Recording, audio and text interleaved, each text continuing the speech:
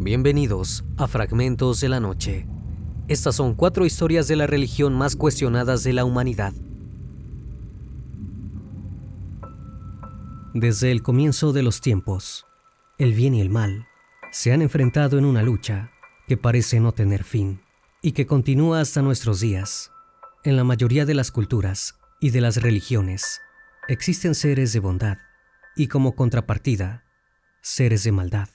En el cristianismo, el judaísmo y el islam, este ser maligno supremo es conocido como el diablo, un ángel caído que se transformó en demonio.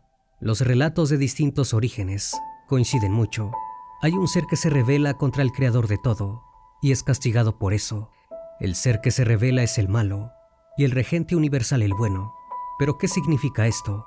Como casi siempre, hay 2 respuestas posibles: que el género humano tenga una tendencia a imaginar cosas similares, o que la historia haya sido verdadera. Como siempre también, esto es un misterio que intentaremos develar, un misterio que se esconde en los fragmentos de la noche.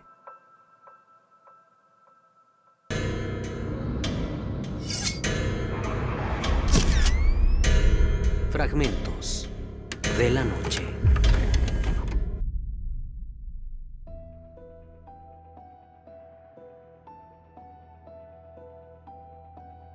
Como mencionamos antes, para las distintas religiones y filosofías, el diablo tiene distintos nombres y características. En el budismo, se le llama Mara, y fue el que trató de evitar que Buda alcanzara la iluminación. Para el zoroastrismo, es Angra Mainyu, y es la representación del mal mismo. No es un dios ni un ente. El hinduismo lo conoce como Yama, y es el señor del inframundo, más parecido al Hades griego. En las culturas precolombinas, parece al Supai, que hace las veces de villano. Sin embargo, contrario a lo que pasa con el diablo cristiano, los indígenas no repudiaban al Supai, sino que le tenían miedo y le rendían culto para que no les hiciera ninguna maldad. Para los mayas, en cambio, aparecen en ese lugar los Ajahuab, los señores que gobiernan el Xibalba, el inframundo. Los aztecas cuentan con Quisin, que rige una especie de purgatorio.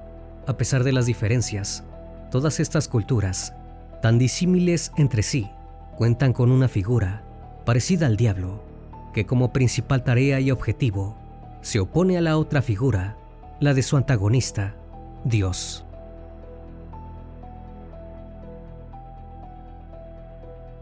Satanás está asociado generalmente a las religiones abrámicas, en particular al judaísmo, al cristianismo y al islam. En estas tradiciones se le representa como un ser sobrenatural malévolo. La palabra Satanás se deriva del hebreo y aparece por primera vez en la Biblia, de ese mismo origen, conocida como el Antiguo Testamento. En el cristianismo, el significado de esa palabra es adversario. Sin embargo, al comienzo Satanás no era una entidad particular. En sus primeras menciones, algunos lo asocian con el mismo Dios. Es decir, toman a Dios como una entidad con 2 caras o comportamientos. A veces, cuando algo le molesta, simplemente lo destruye. Y en este caso, el diablo no sería una entidad distinta al Creador, sino que sería más bien su sombra, su parte oscura. Muchos, por supuesto, rechazan de raíz esta idea, y esto tiene su explicación en los textos que vinieron después. En estos, Satanás es visto como un ángel caído, que encabeza una religión contra Dios y es expulsado del cielo. Se le identifica también como la serpiente del jardín del Edén, que tienta a Adán y a Eva a comer del fruto prohibido. Es el gobernante de los demonios y el enemigo supremo de Dios y la humanidad. Por otro lado, en el judaísmo primigenio, Satán no hace mal directamente, ni es enemigo de los humanos. Su función es indicarle a Dios las malas inclinaciones y acciones de la humanidad. En esencia, no tiene poder mientras que los humanos no hagan cosas malas y Dios no le dé permiso. En el libro de Job, esto está claro. Dios señala la piedad de Job y Satán le pide autorización para probar la fe de ese hombre. Dios lo autoriza, en tanto no lo mate. La prueba se lleva a cabo y Satán lo va despojando de todo. Pero Job, aún perdiendo todo, hasta la salud, no se aparta de la fe en Dios. Básicamente, Ese era el trabajo de Satán. Sin embargo, según otras miradas, las cosas son muy distintas.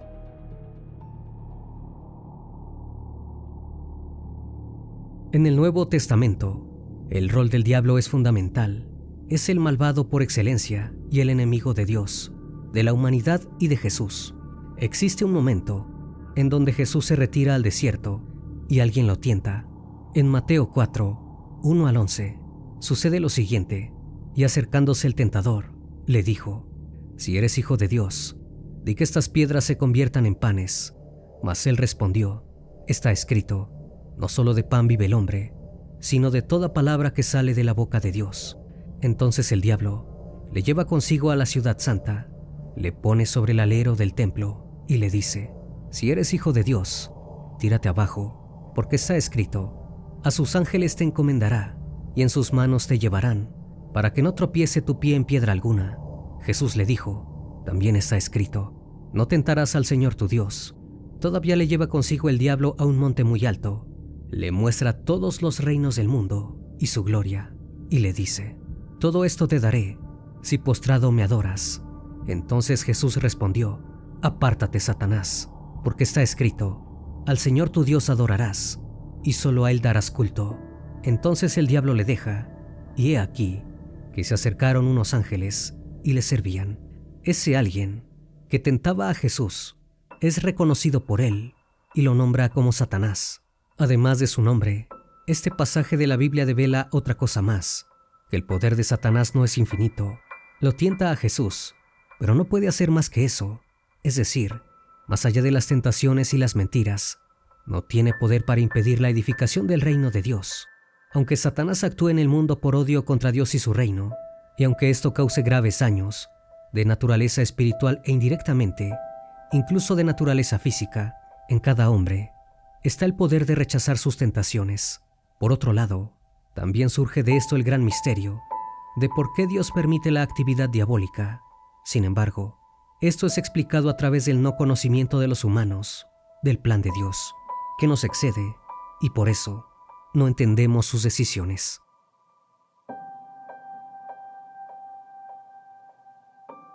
Desde hace mucho tiempo, es representado como un ser horroroso. Sin embargo, hasta el siglo XI, casi siempre fue retratado con apariencia humana. En Occidente, es a partir del año 1000, el diablo comienza a tomar una apariencia grotesca y monstruosa, entre humano y animal. Esta figura del diablo va a ser una mezcla entre lo que proponían los monjes y la cultura popular medieval. Cada vez más, se va a ir pareciendo al antiguo dios Pan de la mitología romana, cuyas imágenes se veían fácilmente en las ruinas de la antigua Roma y a lo largo de las ruinas del antiguo imperio. Y tiene sentido, porque el cristianismo tuvo que luchar contra los vestigios de esa religión romana. Eran el adversario de la religión nueva que surgía, así que es lógico que el diablo, el mal de los cristianos, tuviera que ver con uno de los dioses romanos, en este caso Pan. La sociedad durante la Edad Media fue favorable a la creación de una imagen horrorosa de Satanás. No eran condiciones fáciles la vida en esos momentos. Las personas siempre bajo amenaza, las enfermedades y la violencia eran cosa de todos los días. La muerte era algo sumamente presente. Por eso, constantemente se preguntaban si les esperaría la vida eterna después del deceso o las torturas del infierno. Para marcar diferencias entre lo bueno y lo malo, la imagen del diablo se fue haciendo cada vez más horrible. Además, el tema del juicio final se convirtió en uno de los preferidos por todos. En esa misma época, en donde se asoció al diablo con distintos animales, como el carnero, el cerdo, el cuervo, el sapo, el lobo, la rata, el dragón, la serpiente y hasta con un tiburón blanco. Sin embargo, las cosas no son muy claras. El tema de la apariencia del diablo abre un interrogante clave. Si es un ser abominable, ¿por qué la gente le hace caso? Es él quien nos invita a abandonar el recto camino y seguir su camino de oscuridad, y se nos presenta como un ser horrible. Entonces, ¿quién le seguiría si esto fuese así? Es un ser con patas de cabra, cuernos en la cabeza, cola que termina en punta de flecha, le sale fuego de los ojos, es rojo y tiene un arma en la mano, un tridente amenazador. Si alguien así se nos apareciera, nadie se quedaría a escuchar lo que tiene para decir, sino que todo el mundo saldría corriendo despavorido. Por eso es que el diablo tiene muchas caras y apariencias. San Pablo nos advierte en sus evangelios sobre la presencia del mal como ser de luz. Así dice en los Corintios 11, del 13 al 15, porque los tales son falsos apóstoles, obreros fraudulentos, que se disfrazan como apóstoles de Cristo, y no es de extrañar, pues aún Satanás se disfraza como ángel de luz. Por tanto, no es de sorprender que sus servidores también se disfracen como servidores de justicia, cuyo fin será conforme a sus obras, es decir, que puede adquirir diversas formas, y no siempre ser monstruoso.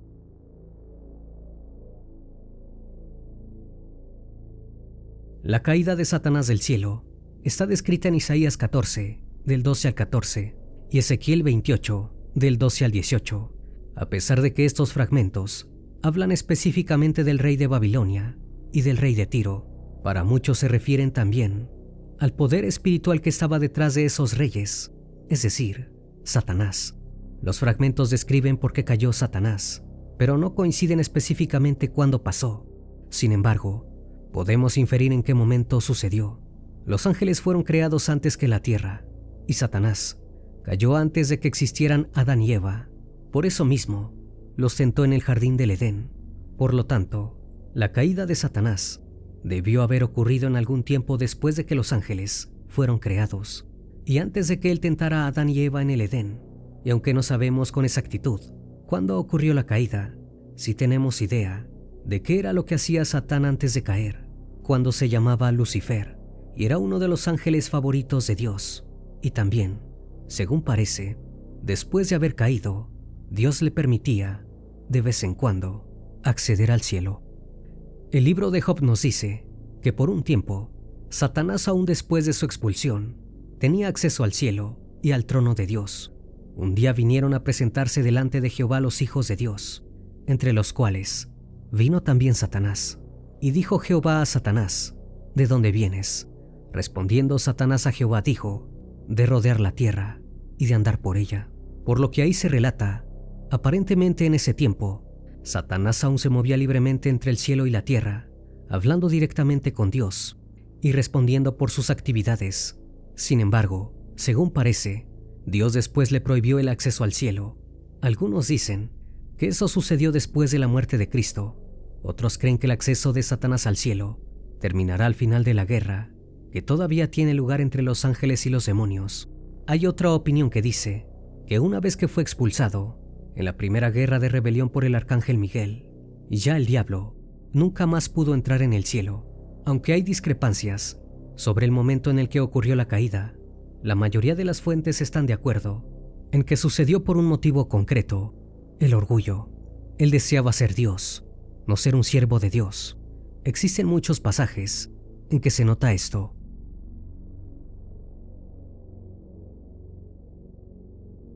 En Isaías 14, del 12 al 15, y Ezequiel 28, del 12 al 15, se describe a Satanás como un ángel increíblemente hermoso. Parece que era el más alto de todos, la más hermosa de todas las creaciones de Dios. Pero él no estuvo contento con su posición. Deseaba ser el mismo Dios, para tomar el trono y el control del universo. En este sentido, resulta muy interesante ver que fue precisamente eso con lo que Satanás tentó a Adán y Eva en el jardín del Edén, con poseer todo el conocimiento y ser dioses ellos también.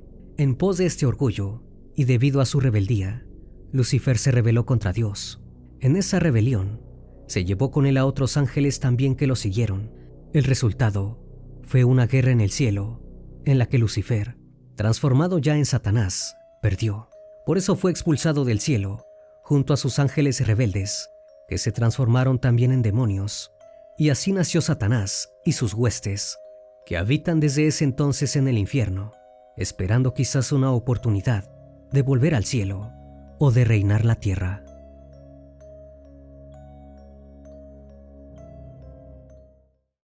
Los libros sagrados de todas las religiones son constante objeto de análisis y estudios.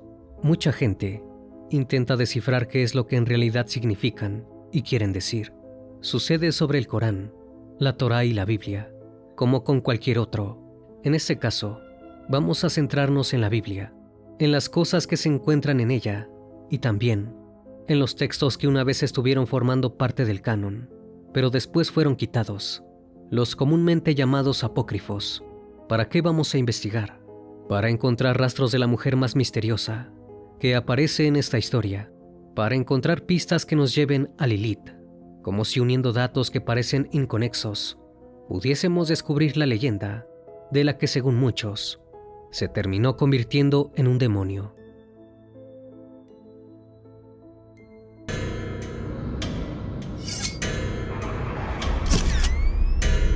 Fragmentos de la noche.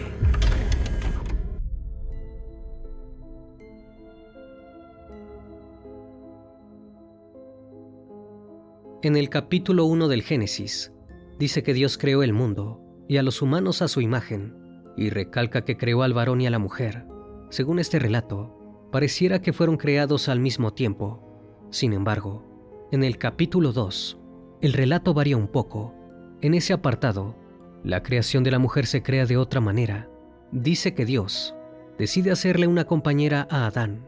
Entonces, Dios hace que él caiga en un sueño profundo, le saca una costilla y con eso crea a Eva, su mujer. El interrogante es, ¿por qué se cuenta dos veces de dos maneras distintas este mismo suceso? ¿Por qué parece que existieran dos creaciones de la mujer? Porque de hecho la hay. Los cabalistas han estudiado esto y se han encontrado con varias interpretaciones. En una, Adán había sido creado como un ser andrógino, era hombre y mujer. En otra, bastante más interesante, se explica que hubo una primera mujer de Adán, de la que habla el primer capítulo del Génesis, una mujer llamada Lilith. Según algunos estudiosos, la primera mujer creada por Dios fue Lilith, y la hizo del mismo material y en el mismo momento, es decir, eran iguales en jerarquía en el paraíso. Esta versión aparece en el alfabeto de Ben Sirá, una compilación de comentarios y relecturas del Antiguo Testamento. Allí dice que Dios tomó tierra y creó a Lilith, y cuando Adán fue a acostarse con ella y le dijo que fuera abajo, ella dijo que no iba a hacerlo así, porque quería ir arriba. Entonces Adán le contestó que él no iba a ir abajo, porque se vinculaba con lo superior, y por ende, su lugar era arriba. Lilith no estuvo de acuerdo, y le dijo, dado que los dos fuimos creados por igual, de la misma tierra, no hay motivo para que yo vaya abajo. Entonces empezaron a discutir, hasta que por último, Adán intentó hacerlo con ella por la fuerza, y Lilith, en ese momento, invocó el nombre sagrado y secreto de Dios y desapareció. En pocos segundos, volveremos a eso, porque hay algunas versiones que dicen otra cosa. Sin embargo, ahora la pregunta que surge es, ¿a dónde fue Lilith?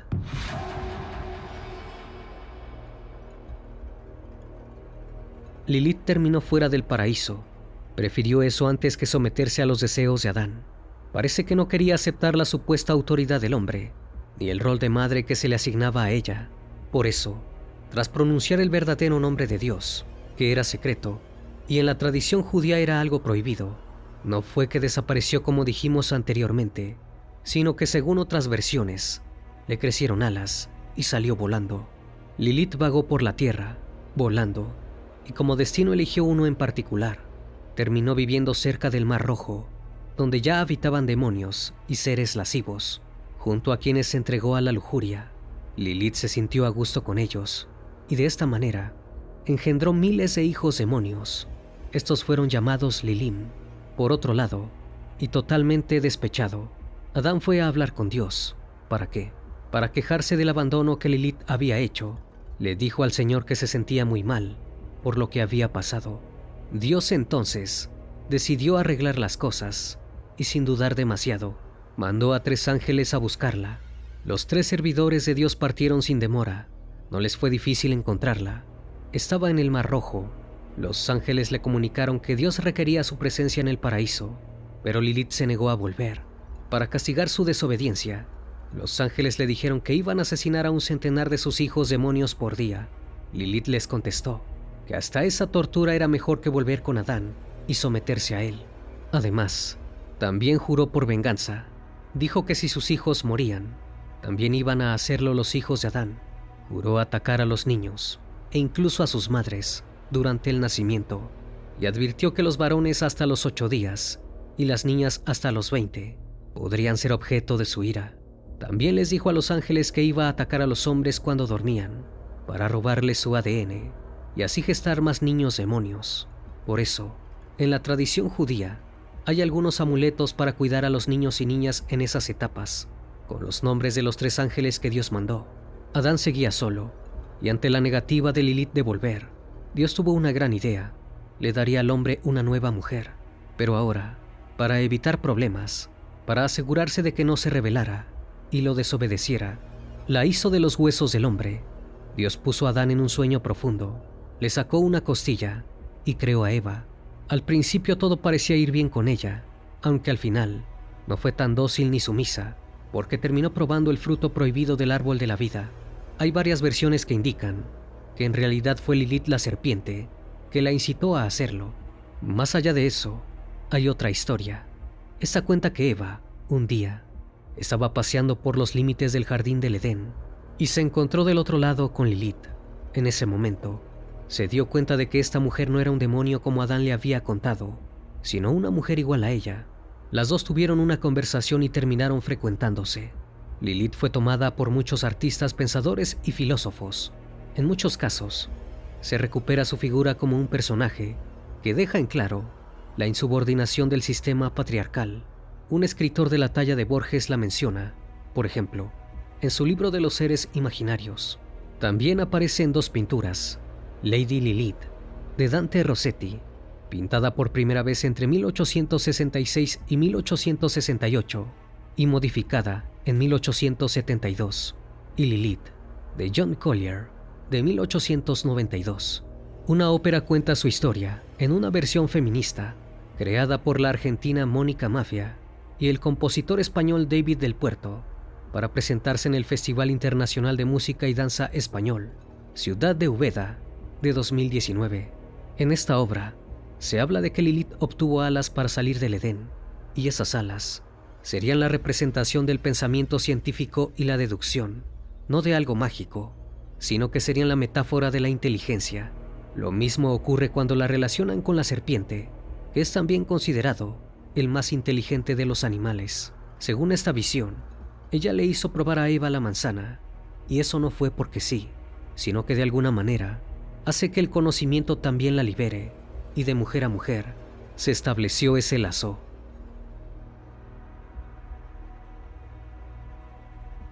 Más allá de la tradición hebrea, el origen del mito de Lilith parece tener sus raíces en otro lado, en Sumeria o Acadia.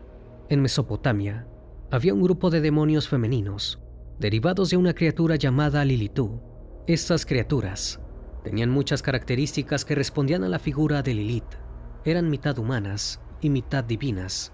Usaban la seducción y el erotismo con armas, y la noche era su hábitat natural.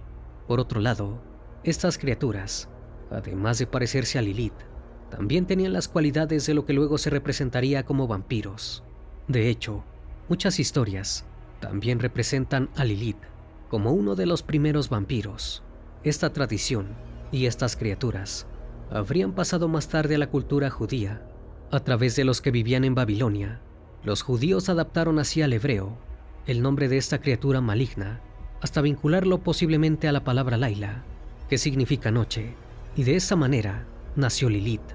En definitiva, la figura de Lilithú perdió varias cualidades con su versión hebrea, como es su carácter divino, pero adquirió una personalidad mucho más compleja y que pelea por un ideal más cercano a la rebelión del patriarcado que a un tema religioso. Según algunas interpretaciones de los textos antiguos, Lilith fue hecha de la misma manera que Adán. Sin embargo, se utilizó inmundicia y sedimento en lugar de polvo puro. Esa inmundicia habría sido la culpable de que ella se transformara en un demonio, que a su vez dio a luz a otros seres demoníacos que hasta hoy siguen atormentando a la humanidad. Los demonios hembra que tuvo Lilith se dedicaban a atacar a las madres durante los partos, con el fin de robar al recién nacido, para luego ultimarlo. Sin embargo, no todo es cuestión de demonios, y hay una lectura en la que esta mujer claramente está hecha de una metáfora. En la versión en la que ella no quería estar bajo el dominio de Adán, Eso está representando una cosa que está pasando en la realidad y tiene que ver más con algo político que de religión en sí misma. En esta versión, Lilith representa una crítica a las mujeres cananeas y su visión de las relaciones íntimas. Durante el año 586 a.C., aproximadamente, se fusionaron las creencias y las criaturas sagradas de los cananitas con los hebreos. Por eso, la demonización de Lilith es una crítica a las prácticas de las mujeres cananeas, que eran más proclives, según dicen, a tener relaciones prematrimoniales y a gozar de una sexualidad más abierta que las hebreas. Por eso varias de las cualidades de esta versión de Lilith parecen haberse inspirado en el principal culto femenino de los cananitas, a Asirá, diosa de los partos y la fertilidad.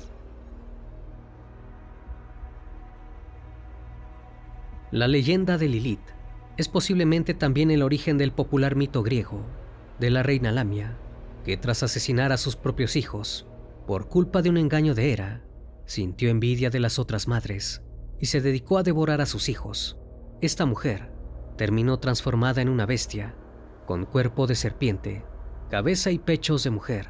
Este relato dio lugar a que en la antigüedad, las madres griegas y romanas acostumbraban a amenazar a sus hijos cuando no se portaban bien. Con este personaje, la creencia grecorromana terminó transmitiéndose después en leyendas medievales, repartidas por toda la extensión de Europa. Allí, estos seres son también representados con rostro de mujer, pero se le cambia el cuerpo de serpiente por el de dragón. En cuanto a sus hábitos alimenticios, siguen siendo los mismos. Las lamias también se comían a los niños. A pesar de que se han tejido muchas conjeturas sobre Lilith y su presencia, es sumamente importante y cabe destacar que en el Antiguo Testamento que quedó, es decir, sacando de lado los apócrifos, ella solo aparece una vez. En toda la Biblia, es mencionada solamente en Isaías 34:14. Allí dice: los gatos salvajes se juntarán con hienas, y un sátiro llamará al otro. También allí reposará Lilith, y en él encontrará descanso. Este pasaje es su versión medieval. Fue traducido como Lamia. Sin embargo, hasta el día de hoy, existen dudas de qué era lo que querían nombrar allí, si a Lilith, con su nombre propio, o si más bien, quien escribió esto, la tomó como el nombre de unas criaturas como las lamias. También se podía tomar con el nombre propio de quien había sido, hace mucho tiempo, la mujer de Adán, la primera mujer sobre la faz de la tierra.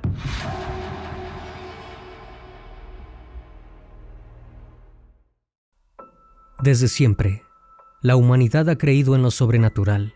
A veces, mencionaban representaciones de lo que sucedía en un lugar determinado. Otras, la gente decía que esos seres eran reales. Sobre todo en la antigüedad, no veían a los monstruos, demonios o brujas, como metáforas o como algo ficticio, sino que los veían como entidades reales, poderosas y dispuestas a hacer el mal. Esto continúa hasta nuestros días, y mucha gente sigue pensando que esas entidades existen.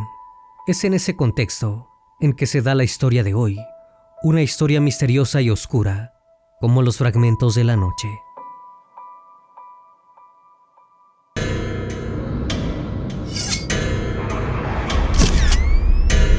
Fragmentos de la noche.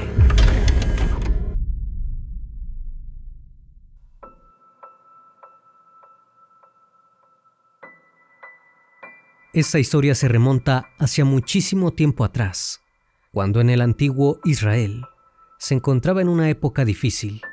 Muchas tribus peleaban por sobrevivir, por el territorio y el poder.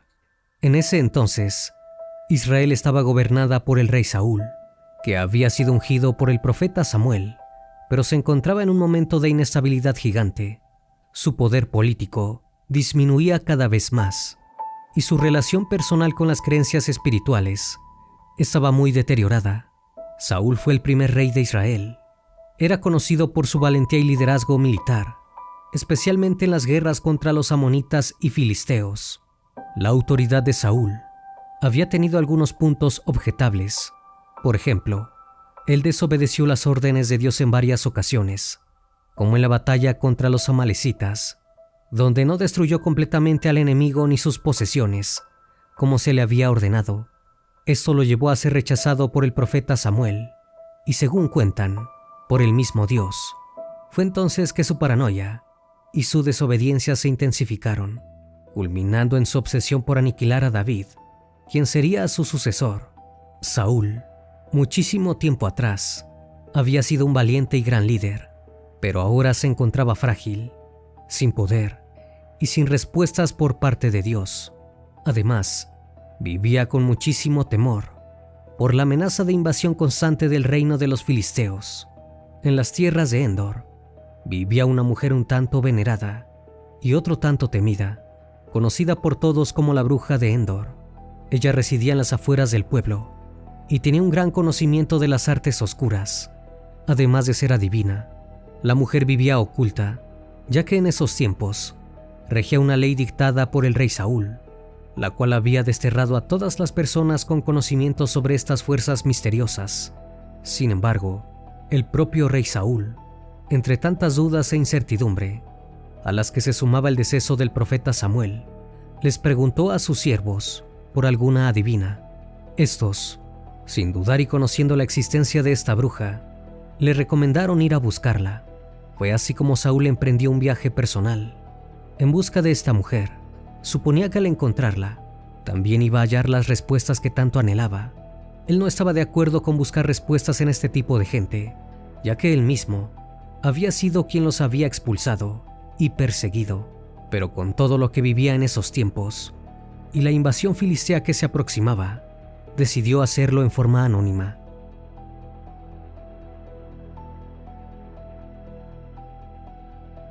Disfrazado y con otros 2 hombres que lo acompañaron, Saúl emprendió su camino hacia Endor. Fue un viaje largo y con mucha tensión. Los 3 hombres no estaban del todo seguros sobre lo que estaban haciendo, pero era la única opción de encontrar la respuesta sobre el futuro de sus tierras. Luego de viajar y viajar, ellos se encontraron en el medio de un bosque, en las afueras de Endor. La cabaña donde vivía la adivina era un lugar algo deteriorado y humilde. Ellos entraron y comenzaron a hablar con la bruja. Ella les preguntó qué buscaban, y Saúl le contestó que quería invocar al espíritu de Samuel. En un principio ella se negó a hacerlo, ya que sabía que el rey había expulsado a la gente como ella de todas sus tierras. Pero al ver la desesperación de este y escucharlo prometer que no le pasaría nada por violar la ley, ella accedió a hacerlo.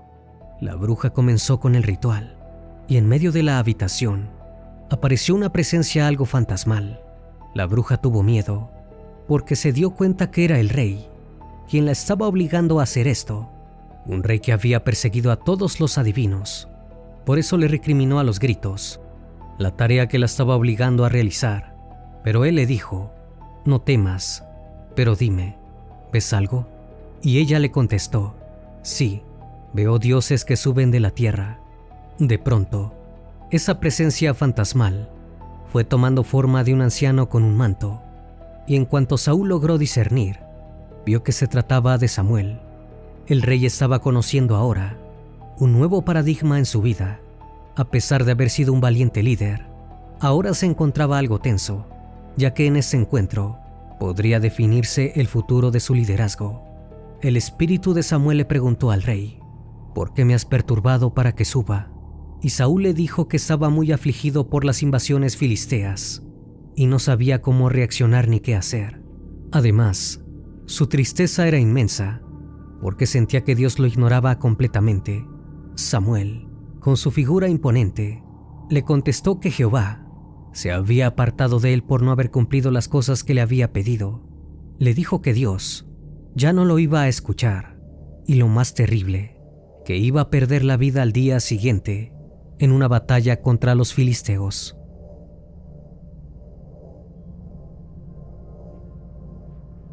Mientras el ritual comenzaba a terminarse, el espíritu de Samuel se iba desvaneciendo. Todos quedaron atónitos.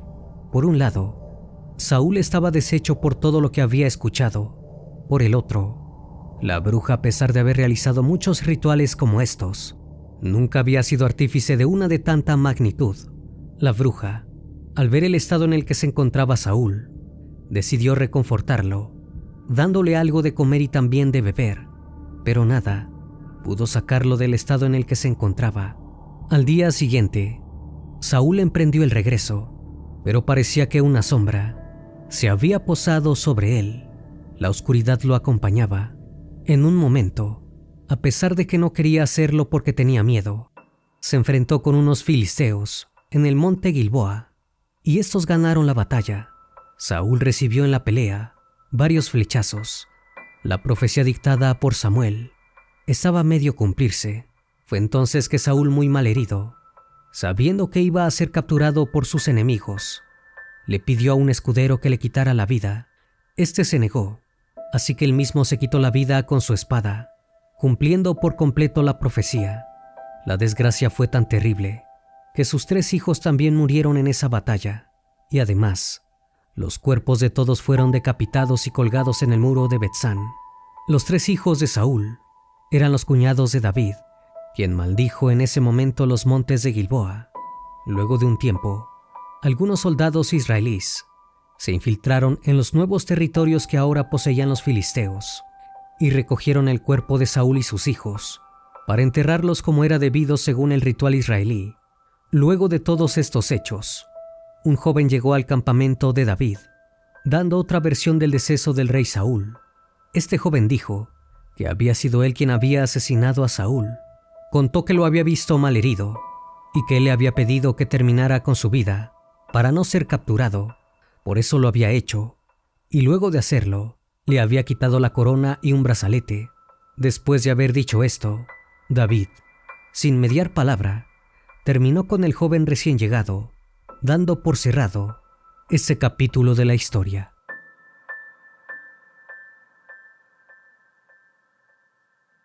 Pero volvamos al personaje más extraño, la que hizo aparecer el espíritu de Samuel. En la Biblia hebrea, la bruja de Endor fue la más poderosa de la tierra. Además, fue declarada como una ventrílocua. En esta Biblia, se le identifica como la madre de un primo de Saúl, llamado Abner, un comandante de su ejército. Si esto fuera real, quiere decir que Saúl y la adivina tendrían un lazo familiar lejano. La posible relación familiar entre la bruja y Saúl, a través de Abner, añade una capa de complejidad emocional e histórica, sugiriendo que su encuentro no solo fue una necesidad política, sino también un acto influenciado por lazos de sangre.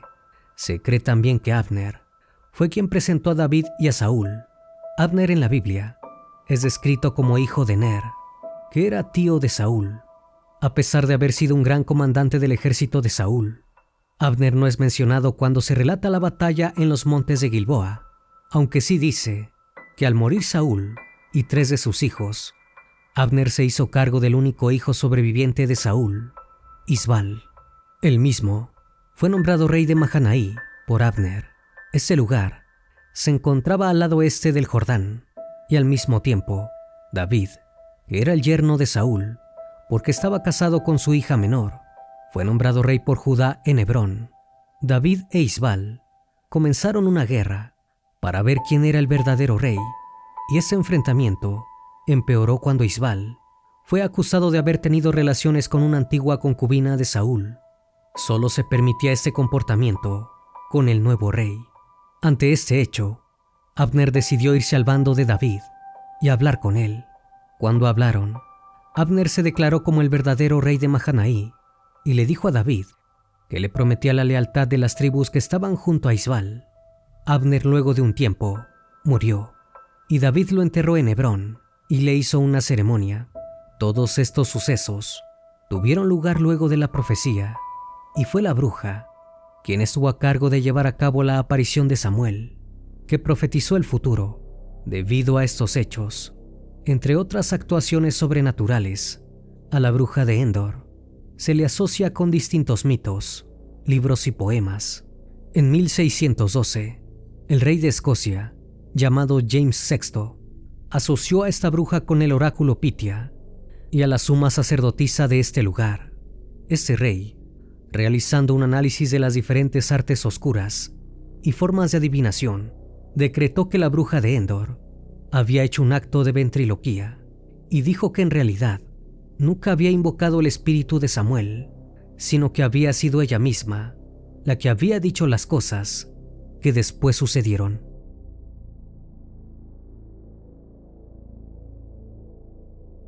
Otros creen que en realidad la bruja no había invocado a Samuel, sino que había invocado a un demonio que tomó su forma.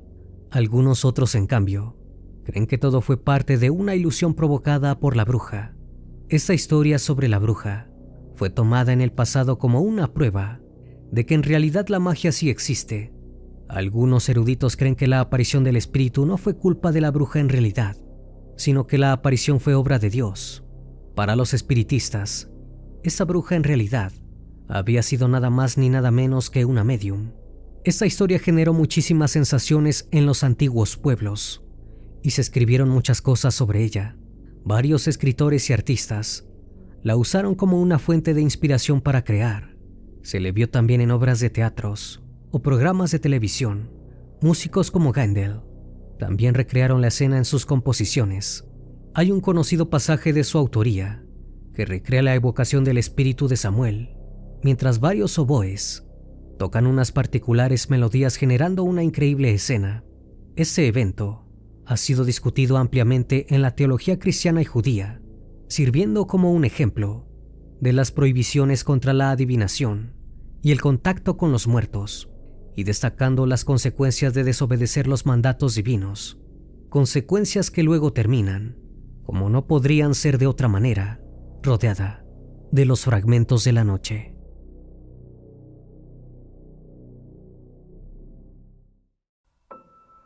Los mitos y leyendas de la humanidad se extienden a lo largo de la historia y permanecen vivos en la memoria de una forma u otra, pero son pocos los que se mantienen igual de vivos a lo largo de los siglos, o como en el caso de hoy, de los milenios. Los monstruos, en especial, tienen un poder que supera el paso del tiempo y se mantienen siempre vivos en el inconsciente colectivo de las culturas. Y esto se vuelve más notable en los casos en que esos monstruos están directamente relacionados con nuestra propia historia, o como veremos ahora, con el origen y el destino de nuestras mismas almas. El Leviatán, una de las criaturas más enigmáticas de la religión y el imaginario, es uno de los ejemplos más claros de esto. Pero el Leviatán tiene una historia y unas implicaciones mucho mayores de lo que creemos, y la imagen que prevalece en nosotros es apenas una parte de su verdadera relevancia. Hay que ir más atrás en el tiempo y reconstruir su historia, una tarea que servirá para rehacer un retrato aterrador en base a los fragmentos de la noche.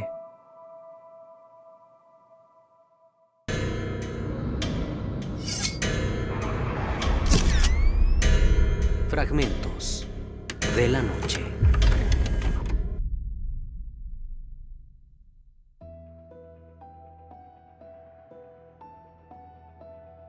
Muchos reconocen a Leviatán como una bestia de la Biblia, y es común que se le relacione con el gran pez que devoró a Jonás en el conocido fragmento de las Sagradas Escrituras. Pero lo cierto es que esta es la relación más habitual y también la más errónea.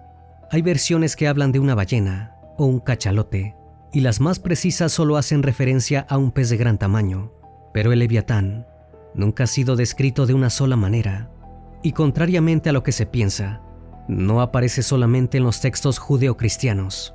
De hecho, en la Biblia solo aparece mencionado 5 veces, una vez en Isaías, 2 veces en los Salmos y 2 veces en Job.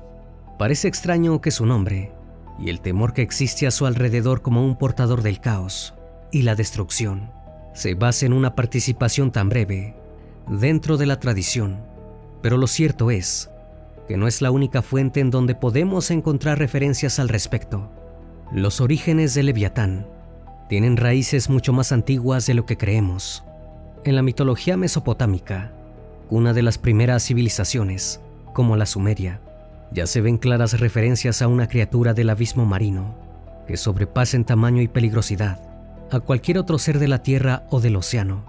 Su nombre proviene del hebreo, Liwatán, y hace referencia a algo enrollado o retorcido que se envuelve sobre sí mismo. De allí que se le asocie con una serpiente marina, pero no cualquier serpiente, sino el monstruo primogenio de las aguas. En ese sentido, podríamos decir que se trata de un arquetipo, la primera forma del terror asociado a las profundidades del mar y de la oscuridad del abismo. Se le describía como una serpiente de muchas cabezas, con el cuerpo cubierto de grandes escamas, pero encontrar el origen es más difícil de lo que parece, y ese es el motivo por el que se le asocia casi exclusivamente con las referencias de las Sagradas Escrituras.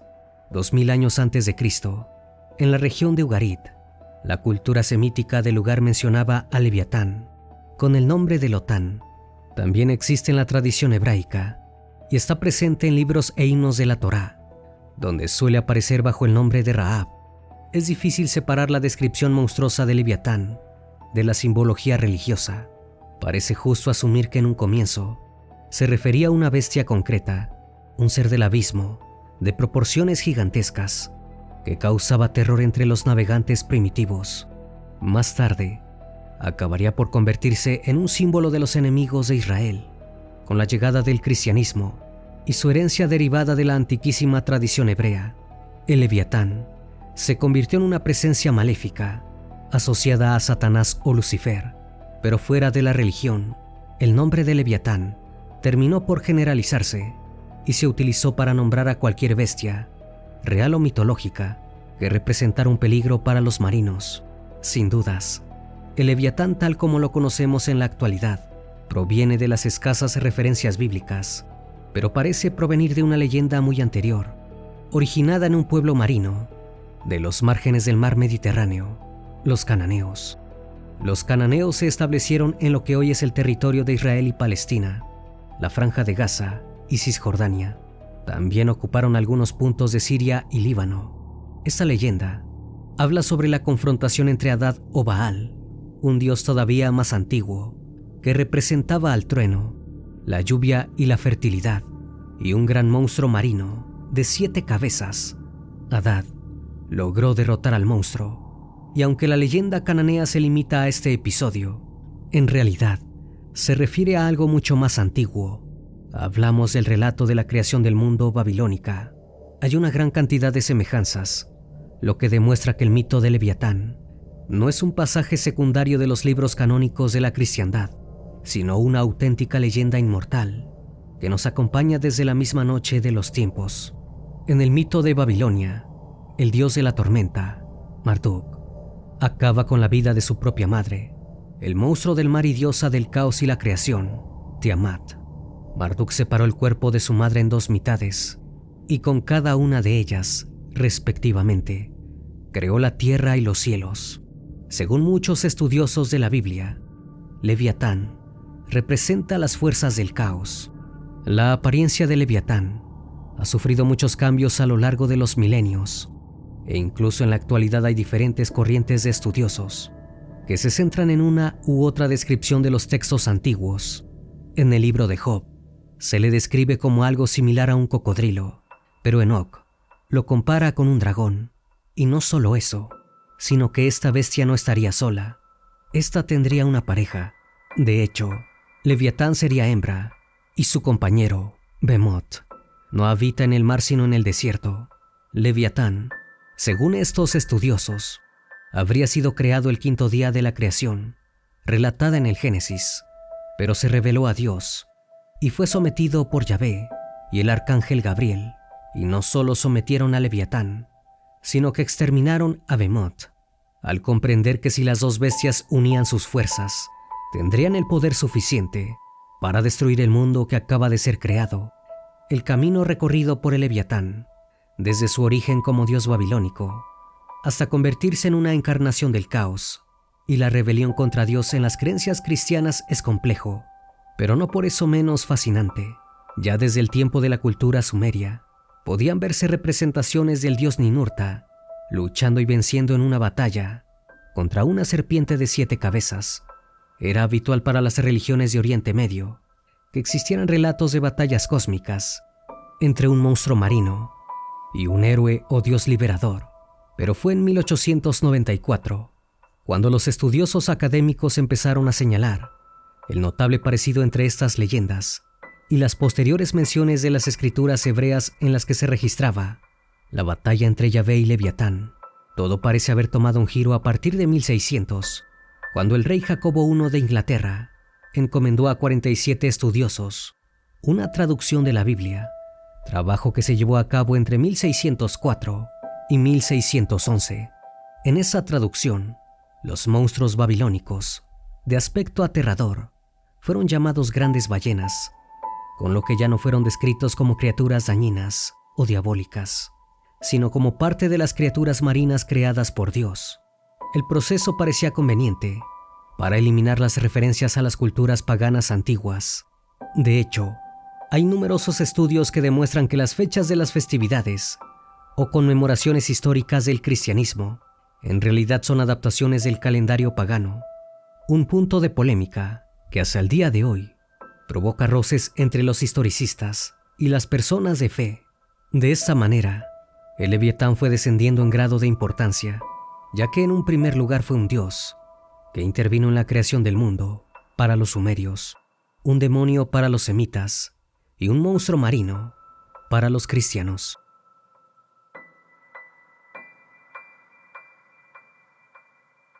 Y cuando hablamos de monstruos marinos, nos resulta extraño que el nombre de Leviatán, aún después de tantos milenios de reinterpretaciones y cambios, volviera a su origen, el de aterrar a los marinos.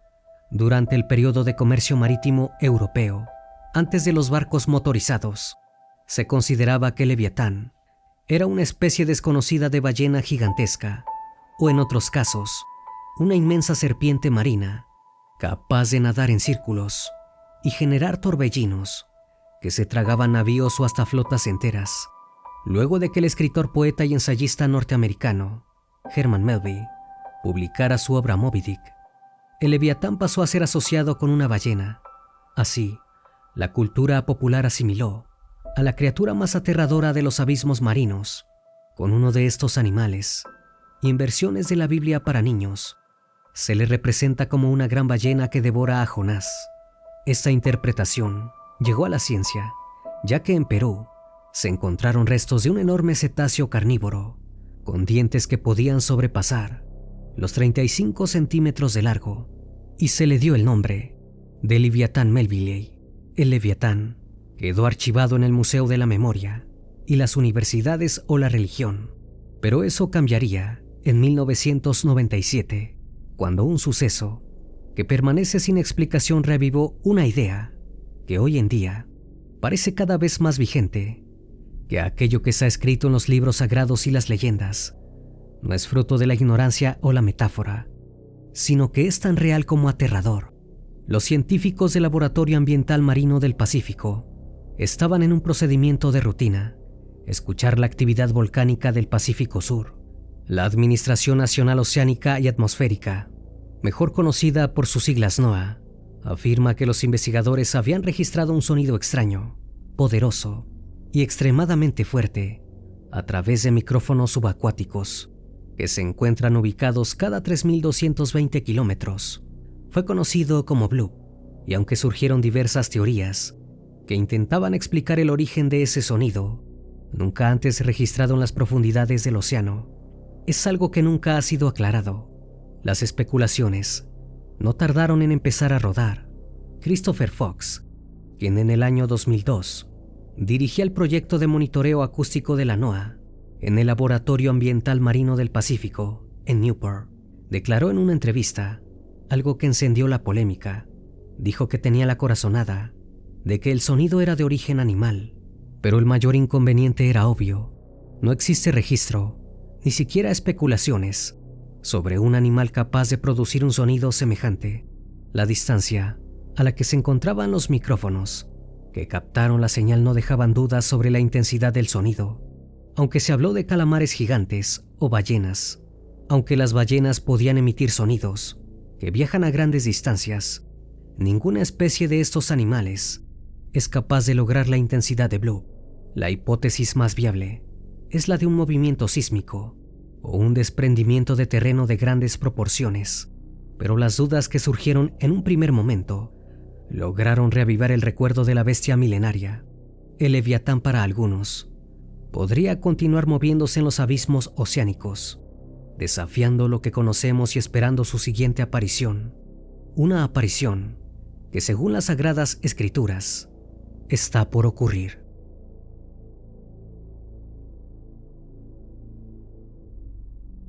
Espero que esta historia haya sido de tu agrado. Como cada noche agradezco que estén aquí, disfrutando una historia o una leyenda más de este canal, que cordialmente les abre las puertas para que se suscriban y formen parte de esta gran comunidad. Esto es Fragmentos de la Noche, donde despertamos tus peores miedos. Dulces sueños.